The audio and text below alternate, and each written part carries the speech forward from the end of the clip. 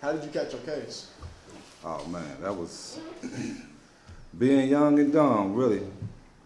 We used to take license plates off of cars and put them on our cars and go and get work done. We'd get stereo systems, any kind of work done. We'd put it on the, get a license plate tag, put it on our car, take the car to the shop, get some work done, and then steal our car off the lot once they get done with it. And that's what I had done. My friends, his stepfather used to work on cars. So I'm down at his house and I see it was a car there, and that's what I did. I grabbed the license plates off that, took my car to Grismer, and I forget, I think it was shocks and struts. I got all this work done on my car, go up there, steal my car back. But the Grismer called the police, you know, report the car stolen. They find out where the car is. They locate the individual who the car belonged to. He brings the police to where the car is, and I'm still there.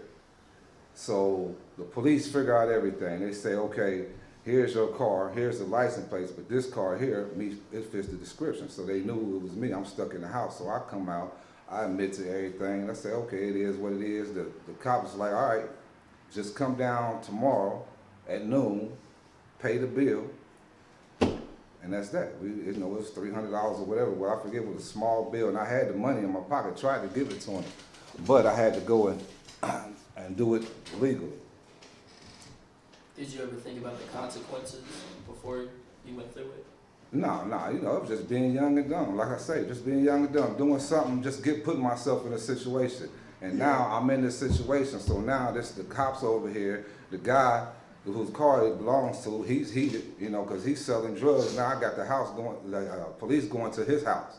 So he's feeling some kind of way. Yeah, I solved everything with the police, but now they leave. Now he's feeling some kind of way about it. All right, whatever. But now it is what it is. I don't like what you're saying, we can beef. It is what it is. But now his partner show a pistol. Okay, I don't have mine on me. It is what it is. I leave. I go back. Look.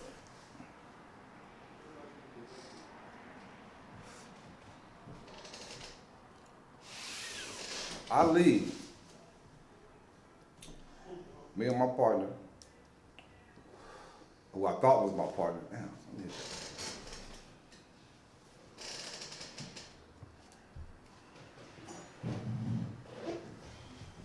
Pressure.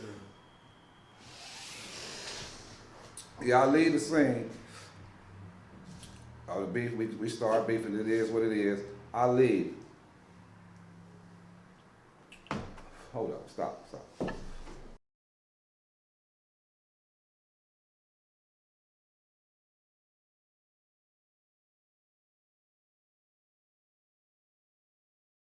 Him and two other carloads of guys at my house in the driveway. So I'm like, you know, what's going on? Next thing I know, my window shatters. There's a brick coming through, punches coming through. I'm like, what's going on? You know, damn, I'm missing it, man. Damn, what's up? Smack broke your window. Right. I come home. There's Victor there, there's a guy there that, what the fuck, man? I'm tripping. Go get some air. Nah, go get some air. Go get some air. Back door.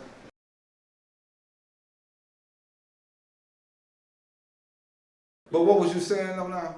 Like, I feel like, all right. Like you say, reliving it. This only coming from experience, someone who had to tell a story in a certain aspect. When you tell your story, you live it. And with your situation being so enhanced and taking so much of your life, that you would never forget not one thing that happened. Right. It's just like so much, man. Because I understand. I mean, I can literally like visualize this. I mean, like I say, when I came, I got my car back from the shop. You know, I got my dude. He's with me. I get my car back. I go back to my other partner's house where I got the license plates from. And it's like, man, I could just see this stuff like it was just yesterday, man. I mean, clear as day. It was a cold day, and it's like, man, I can visualize getting out that car, going up to Todd's house, like, you know, yeah, we just did this. I got my shocks and struts just put on here. We laughing about I just hit this little bullshit lick. You know, it's like, man, I could just see that. Understand this though. That's what you want to give them. That's what you want the people to want. I mean, that's what they want. They don't want no script. They don't want, especially nothing like this big. Yeah, that's what I'm saying. And that's just reality. And like I said, it's a trip to just be like, this is like, that was in 1990. That's 30 years ago. See, but 30 years. the thing is, you just got back into your natural mode. Like you just saying, like you ain't never told us it was a cold day that day. Matter of fact, what's today's date? February 3rd. This happened on February 1st, man. Damn. So this is literally like, I knew it was a you know what I'm connection. saying? I So felt this is it literally like, like an I felt it like anniversary. something like, I knew You it know what was, I'm when you saying? said Because it was I like said this. around It was time. like this. You know what I'm saying? It got dark early, so you know, like I say, I just turned 20. You know what I'm saying? I just turned 20. I turned 20 on a Tuesday. That Friday, I was in the county jail. This happened on a Thursday. You know, so like I say, man, I come back to that house, and then here come the police and the owner of the car, this little young dude, he's selling dope, so he heated that the police done came to his house. I you know, brought some heat to his house, so he heated about that. But the police, I discussed everything with the police because they got me. They see that it's my car, but this is his license plate. So they know the car is not moving. His stepfather already came out and said, yeah, I'm working on this, that. So, okay, boom. You know, but like I say, I had squashed everything with the police. It was my fault. I took the heat, boom. I got it. But like I say, they wanted to flex, and he showed that he had a pistol, so I left that alone because, man, I'm gone. I don't have my heat. I don't have anything. I can't beat bullets. I left. And like I said, I was supposed to be coming back to go on a double date with my friend and my girl and her sister. So I'm coming home. Who I'm supposed to go on a date, the guy I'm going on a date with, the double date with, I see his car there. But I see some guys up talking to my sister. She's out the door talking to some guys. They stand a couple guys at the door. It's two carloads of guys there. Next thing I know, here come my window. It's being shattered. A brick come through. They throwing punches. But she had already closed the door. Once she closed the door, it was like all hell broke loose. They just went off. But she didn't know what was going on. It's wintertime. It's cold. Everything's closed up. She didn't hear that window shatter. But here they come. And then here come the shots. I just took off. Drove across the grass. They gave way. They chasing. They shooting. I'm getting away. I tear my car up, getting away. But I get to my partner's house, and I'm telling him what's going on, and it's like, now I'm enraged. You know, I'm on some, you know, literally young dumb shit. I'm in killing mode. Right, it's fuck everything. I don't give a damn. You just came to my house and tried to kill me. You shooting at me. You know, I don't even know what's going on. But all I know is I only recognize one guy, and he's supposed to be cool with me. What's going through your head at that point? What the hell's going on? What the hell is going on? You know what I'm saying? Like, damn, what? You know what I'm saying? I'm confused. All I know is 2-3 carloads of dudes they shooting at me. I only know one guy. What's going on? And we supposed to be cool. No problems whatsoever. So what the hell is going on? All I know is my life they just tried to kill me. But I got away. So now I'm worried about moms and pops. I mean, my father and my sister, because my mother, she was out of town. But I'm like, I call them, they don't answer. Because my sister, come to find out, she was just on the phone gossiping. She not answering the phone. We didn't have a cell phone then. It was all landline. So if you didn't answer, it's over with. So she didn't answer because of that. But I'm tripping, you know. So I'm like. So now I'm like, man, you gotta take me home. Before I go home, I gotta get some heat. So I stop at a friend's house. I get my 12 gauge and a 357. Now I'm headed back home, but my friend, he's like, nah, he a little leery. Now there's 3 of us now. Starting to pump down. Yeah, there's 3 of us now. The one that I went over his spot, he's carrying me, and the dude that was with me the whole time. So it's 3 of us. He dropped us off up the street, me and my dude, we walking around. Now the dude I'm with, he cool where his house is, where I got the license plates. That's where he lived down there with Todd. That's where he lived. Right, we all cool, but his name was Joe that was with me.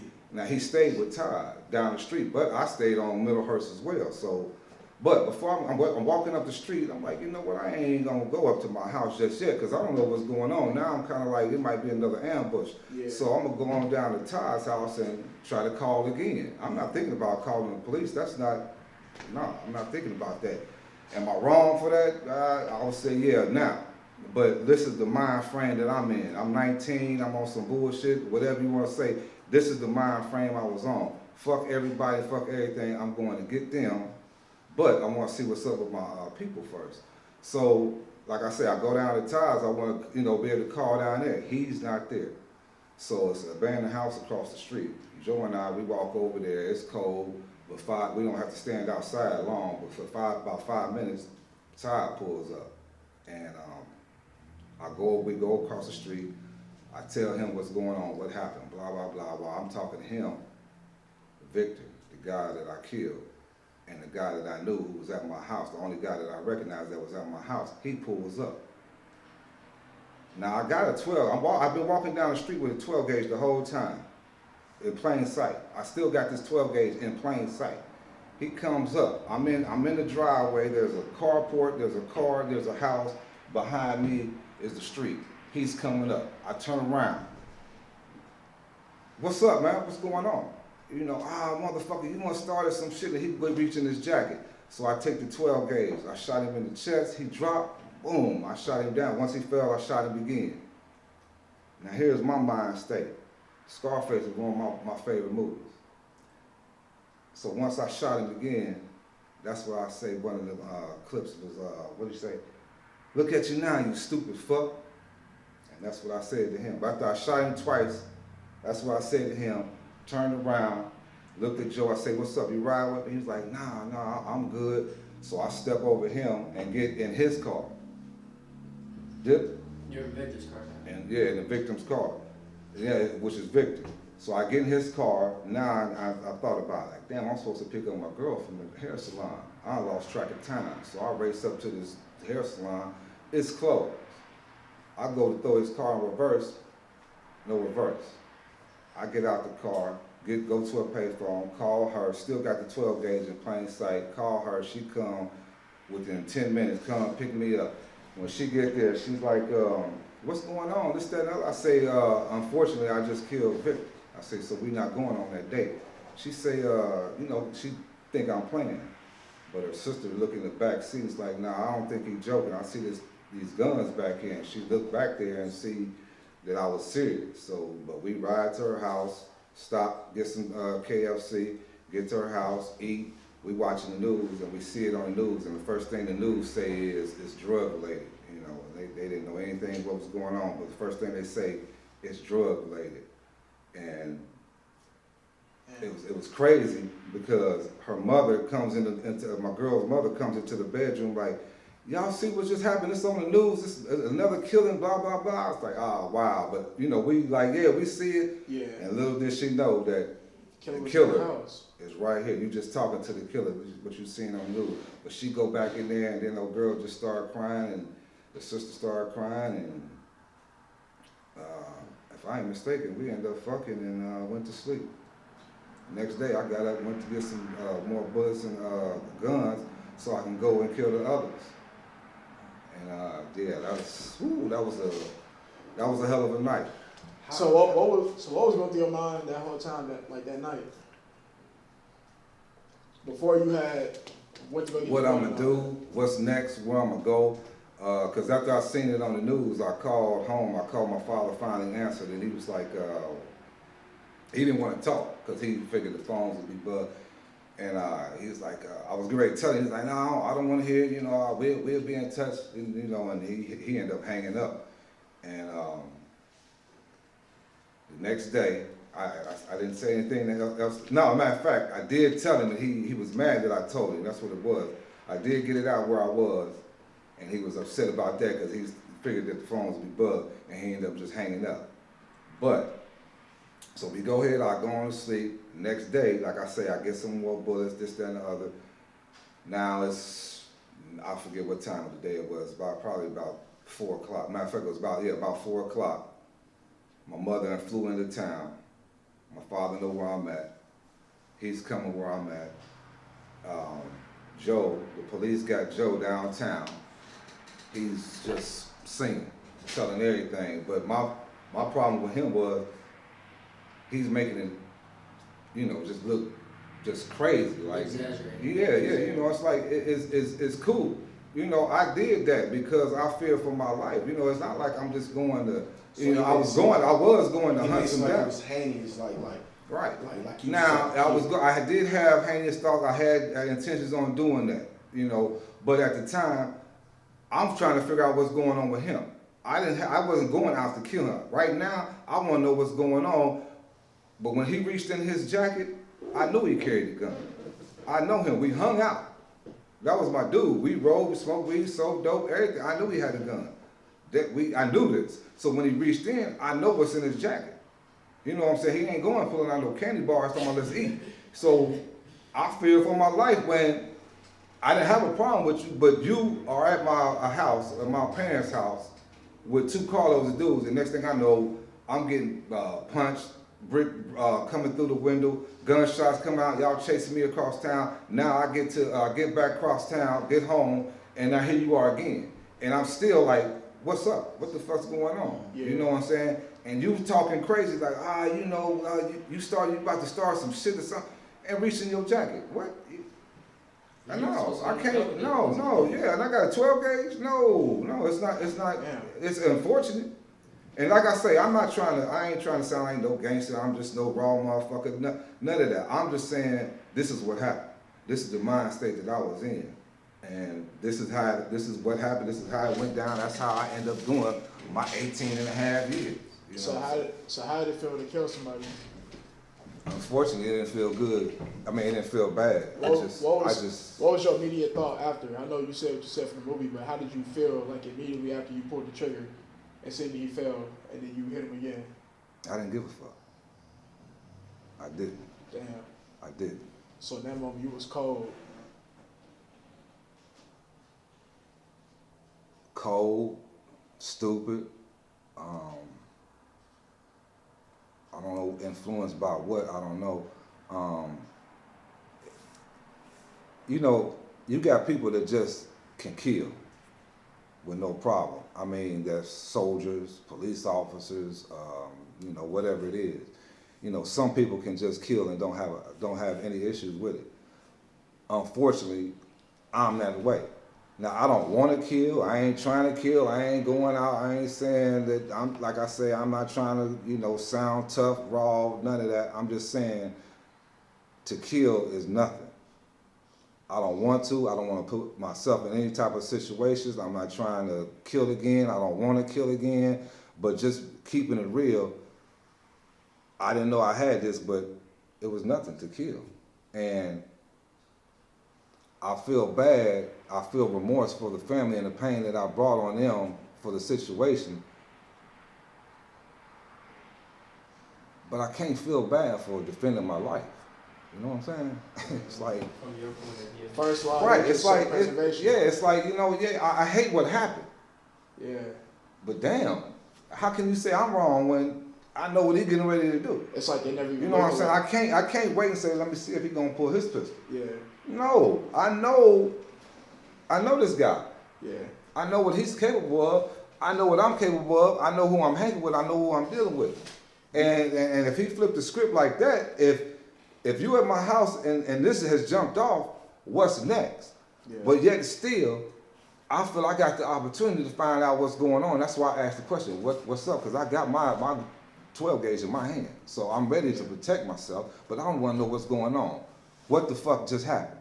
But when he did what he did, I felt I had to defend myself. And so, yeah. So do you feel like people that looked at your case, you feel like they judged it like truthfully? Do you think they looked at like what he did to like not necessarily provoke you, but like Well, you know, it's what all caused the whole thing? It's gonna go 50-50 regardless. You know, you're gonna have people say I'm right, you're gonna have people say I'm wrong. Yeah. I mean, you know, everybody has their opinion. But if I jump across this table and try to kill him and in the process I die, how can you say he's wrong? You know what I'm saying? So, and that's anybody. You know what I'm saying? Yeah. Let me go slap the shit out of some white woman and I ain't even gotta try to kill her. I can go slap the shit out of her, slap her down on the ground, and if she defend herself, not die in the process, they like, oh well, she felt threatened. But here I am. What? I just told y'all. That's why I did all that time, because we didn't pay for no lawyer. I didn't think for what. Yeah. You know, I ain't hip to the law. I didn't know that. I'm ignorant, young and dumb. My parents was young and dumb. We ain't had to deal with no murder case. This close. Yeah. You know, I got some killers in the family, but we didn't deal with the legal aspect. You know, yeah, I know they did that, you know, but we didn't deal with the legal. So we found out we got a raw deal. Because I'm like, yeah, we public defender. I ain't paying for nothing. Yeah, I did it. This is why I did it. I defended. I know I'm right. I'm good. But come to find out, they like, nah, you ain't good. You good for about 18 years. Sure. Yeah. But like I say, that's how it is. Let that be anybody else. Like I say, let somebody else defend themselves and they die in the process and they good. But, you know, like I say, being a black man and being, you know, how it happened and who I killed, it is what it is. So. Did you ever think about getting caught? Nah. Well, yeah, I did. Once I got, actually, I really didn't think about it. I was trying to, I felt, that's why I went to my girl's house, because I felt that was a hideout. You know, but I'm still running off in the mouth and telling Pops where I'm at, so they're going to follow him. Joe down at the police station singing like a canary, telling everything. Because I ended up calling him after it happened. Once I got to my girl's house, I called Joe, told him where I was, and I called my father and told him where I was. That's when the police got him. He had him downtown. He knew where I was.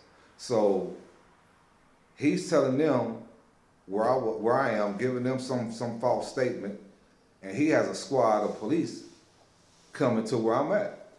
My moms and pops, they following them. They on their way to where I'm at. So I got two squads. Mom and pops get to the house, at Kyla's house. They come in. We talking. Moms, you got to do this. You got to do that. We're gonna do this. And my girl's sister was like, there's some white man looking in the window. My girl, she get up, she say, she look out, she said, there's some white man in this window. So I'm like, fuck, I get up. Yeah. And I'm right at the door kick in, I got two officers with knives in my face. So it's over with. Yeah. It's over. That's how I got caught. So I had police everywhere. And like I say, as soon as I jumped up, I'm right at the door with the living room, the way it's set up, I was right at the door. I jump up, it's boom, knives in my face. They're like, yeah, you JB, blah, blah. Yeah, I'm JB, and it was over with. Went down to the county. Well, where were the weapons at during that time?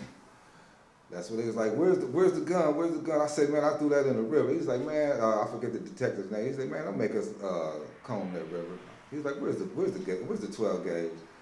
I was like, it's upstairs. So they went upstairs, got the gun, cuffed me, put me in the car, was taking me to the county saying, you know, you've been charged with murder and robbery because I left in his car. So that's considered robbery. So we going downtown. I'm in the back of the cruiser, said bye to moms, you know, did what I could. I'm in the back of the detective's car, not the cruiser. We going downtown to the county, and it was like, they've already served child, you know, so if you're hungry, you know, we can stop and get something to eat. They said, we could get some Taco Bell. I said, well, I'm cool with that, you know, so they fed me some Taco Bell, and I had a burrito with some nachos and a taco with a Pepsi. And I'm just sitting there, cool, calm, like, just going through the motions, like, yeah, it's eating time. Let me go and eat, you know, I'm not even thinking about. I wasn't even worried. Nah, I'm not even thinking about it. I'm like, man, it took me years, you know, to like look back, like, man, what the hell was on your mind? Like, you know, like, cause I was like, man, I killed this dude. I had no problem, and I'm just literally like going through the motions. I'm going to go down for 15 of life, for life. You know what I'm saying? And I'm in the back of this cruiser, eating Taco Bell with the detectives. I ain't even thinking about. I ain't even thinking about the real I'm life. eating. I gotta go down to the county, right? And I can tell the one detective, Detective Boyle, Boyle or Doyle, I forget his name, he retired now, he ended up writing a book. But I could tell that he was genuinely concerned. Like, 'cause he was looking at me like, Yeah, damn, like, You don't even understand. like nobody who just did yeah, this he looking at me cold like, murder. motherfucker, do you know what you just did? Like I can see it now. Yeah. Back then, that was like, I'm looking at him like, what? What up? Yeah, what? You want some sauce or something? Yeah. You know, like, you know. So I'm like, I'm not even thinking, but it was deep, man. And like I say, I ate, went on down to the county and fingerprinted me in, and So now, all right, and I'm not still like not I feeling get nothing. it. I get it. So now you in the county. You go through arraignment. You get charged with the murder. What's your mind state? How you feeling now? Did it ever sink in? Nope. That you was fighting for your life? Nah. I never even, nah. It was like, damn. It's like, okay, that county. Okay, like, damn. I gotta, watch my back. Like, damn, where I'm going? Like, how this work? Like, I'm literally like walking around like a fucking puppy, like figuring shit out, like. But still, not. I'm just so. It's the young mind. It was a young mind. My mind was so young, I couldn't comprehend what was going on. Even at 19, 20. You know what I'm saying? And like I say, that's why 19, 20 of them college students be making such silly ass decisions because of their mind state. So that's what I'm saying. Like I say, I'm in the county jail, going through in the county, got everything, been charged in this cell. That's like my bathroom. What I remember, you know what I'm saying, from being home with these bars in front of me, and I'm like, damn. Then I get the paperwork, like, yeah, you've been charged with premeditated murder. Like you thought about it. Yeah. They like premeditated, like, and then the dudes that's in the county, they like, damn, you fucked up. I'm like, for real, like what? And it still ain't kicking. Couldn't see it. It still ain't kicking. I'm like, for real, like. Still couldn't see it. Hey, mom, they saying I'm charged with premeditated murder. That's like the worst one. Like, I'm letting her know, like, this is what they saying. Like, oh, this is what it is. Like, I'm still ain't like, I'm like, damn, I hope I can. It's still not hitting me. Like, man, you just turned 20. And you ready to get sentenced 15 to life. Why do you think you thought of everything like that though? Like, why do you think that you couldn't think of everything the way you think of it now, at that age? Like, what was it? I really think it's just the development of the mind and what I was in. It's unfortunate. My mother always said I was a born criminal.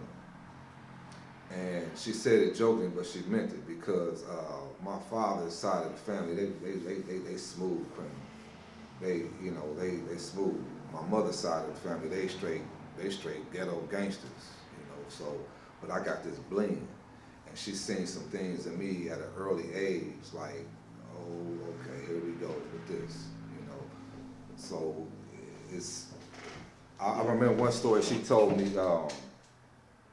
She always remembered I was 5 years old, and this girl, my sister's 7 years older than me, so this girl was my sister's friend, and she came over to the house, and I'm in the room with my mother doing whatever, and I heard the girl, and my mother said I just jumped up, ran in there where she was, and grabbed a chair, and just ran it into her legs and just kept trying to hit her, because I couldn't do anything. My mother was like, what's wrong with you? What's wrong with you? What's going on? Why, why are you trying to hurt her?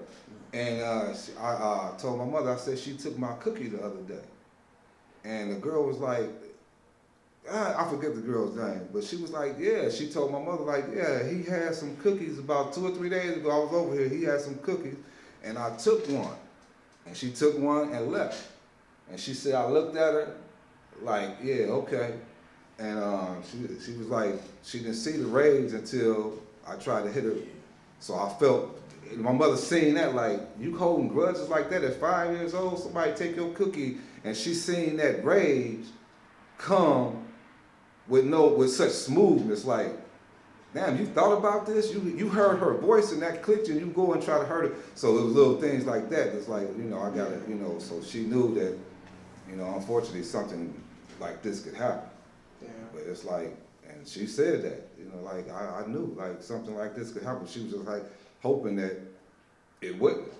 What can you say to your child? Like, don't kill nobody today. You ain't thinking like that. You just hoping nothing happened. I never had a temper. I don't just go around with an attitude. It's just that when I go there, I go there. It's like, because I give everybody the benefit of the doubt. I don't do nothing. You can ask anybody and everybody. I don't do nothing but show love for everybody. So if you cross me in any kind of way, it's fuck you, your family, everything. Fuck you. You know what I'm saying? Because one, I ain't doing nothing but showing you love, bringing you into my circle, and you fuck that up. Okay, fuck you in any kind of way. You know what I'm saying? So it's just, yeah. But like I say, being in prison definitely woke me up and helped me learn how to control that anger. Like I said, I don't just go around with a grudge. But when I get mad, I get mad. Going back to the county, you fighting your case. How long was the process? Your fighting case? Oh man, I was in the county 105 days for a murder case. So that lets you know right there. You ain't. Man, I got bamboozled, man. Come on, a murder case, you in the county every bit of a year fighting it. Come on, man, that's 3 months and some days. And I'm gone, 105 days from when it happened, and I'm gone. I'm on the bus going. How did you feel when you got the time? When they sentenced you to 15 years of life, how did you Now, feel? like I said, I had a public defender, so I don't see him for those 105 days. I see him 3 times. When I first got wind of him that he was taking over, then he came and asked me a couple questions. And then the day of the trial, he came and said, you should plead out. You should take a plea of 15 to life. You should plead murder and take a life sentence. But this is your first case, so in 6 months you'll be eligible for Parole. it was called shock parole then, I think. Yeah. And they call it something now. So they had charged you with premeditated. He wanted to take a plea for murder. just regular murder. Right, for regular murder. So that's what I did. So how much was premeditated running? 25 to life? It was both of them 15 to life, but if like premeditated, you automatically gonna do like 25 years before you even see the parole So you board. mean to tell me had you thinking you was gonna get some type of consideration on the murder charge? You feel me?